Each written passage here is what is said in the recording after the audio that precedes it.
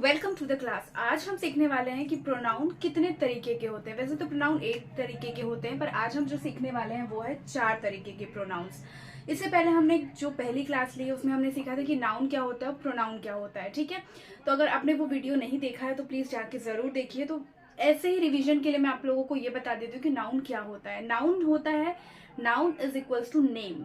ठीक है, याद करने के लिए आपको ये याद रखना है कि नाउन में एन आता है और नेम में भी एन आता है। तो जो भी नाम होता है, जो भी चीजों के नाम होते हैं, जो भी इस अर्थ में जो चीजें हैं उन्हें हम नाउन कहते हैं। ओके, फॉर एग्जाम्पल मेरा नाम प्रिया है तो वो नाउन हो जाएगा। आपका नाम क्या है वो आप कमेंट करके जरूर बताओ, और उसके बाद फिर आप ये बताओ कि क्या आपका जो नाउन, नेम, और किसी किसी का नाम नमीशा भी होगा, राइट? तो क्या एन आ रहा है या नहीं आ रहा है, तो ये नाउन होता है। ठीक है, जो भी इस अर्थ में चीजों के नाम है, वो जो भी जगह है, जो भी थिंग है, जो भी आइडिया है, वो नाउन होते हैं। प्रोनाउन ये हो जाते हैं कि जब आप क्या करते हो, आपके नाम के जगह जब आप ही, शी, इट का यूज करते हो, दे का यूज करते हो, वी का यूज करते हो, तब वो हो जाता है प्रोनाउन। ठीक है, अब हमेशा नाम तो नहीं बोलोगे ना, हम क्या बोलते हैं, उसने ऐसा किया, तो जो उसने है वो होता है आपका प्रोनाउन। ओके, तो आज हम जानते हैं कि कितने तरीके के प्रोनाउन होते हैं। मैंने आपको पहले ही बताया कि 8 तरीके के प्रोनाउन होते हैं। सबसे पहला प्रोनाउन होता है पर्सनल प्रोनाउन। पर्सनल नाम से ही आपको ये समझ में आ जाएगा कि ये एक स्पेसिफिक, जब हमें पता होता है कि स्पेसिफिक नाम है तब वो होता है पर्सनल। ठीक है, जैसे कि यहाँ पे हो जाता है हिज, हमें पता चल रहा है हिज यानी कि वो लड़का है, लड़की है।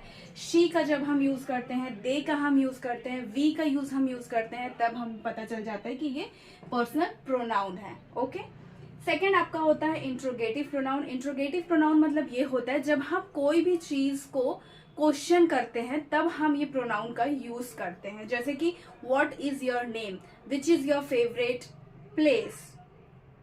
ओके, तो यहाँ पे व्हाट, व्हेन, होम, विच, ये जब क्वेश्चन आ जाते हैं जब हम उसे बोलते हैं इंट्रोगेटिव प्रोनाउन।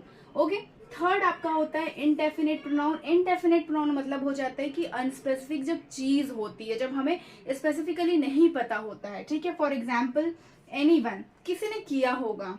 समवन, ठीक है, समथिंग, कुछ तो पक रहा है। जब हमें चीजें का नहीं पता है तब हम उसे कहते हैं इनडेफिनेट प्रोनाउन। ठीक है, अब आपका लास्ट जो आ जाता है, हम जो आज सीखने वाले हैं वो है रिफ्लेक्सिव प्रोनाउन। रिफ्लेक्सिव प्रोनाउन मतलब होता है कि जब जो वर्ड होता है वो सेल्फ या सेल्फ से एंड होता है।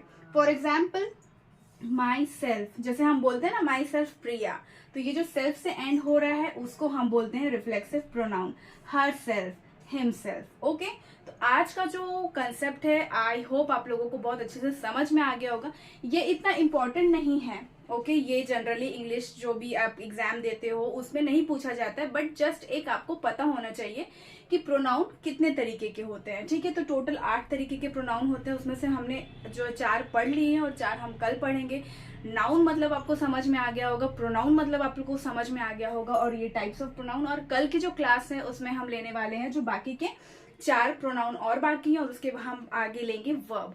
तो अगर आपको फेसबुक पेज में अगर आप देख रहे हो, लाइव हो, तो प्लीज मेरे फेसबुक पेज को फॉलो जरूर करो। अगर यूट्यूब पे देख रहे हो तो चैनल को सब्सक्राइब करो। तब तक के लिए श्री शिवाय, नमस्तुभ्यम।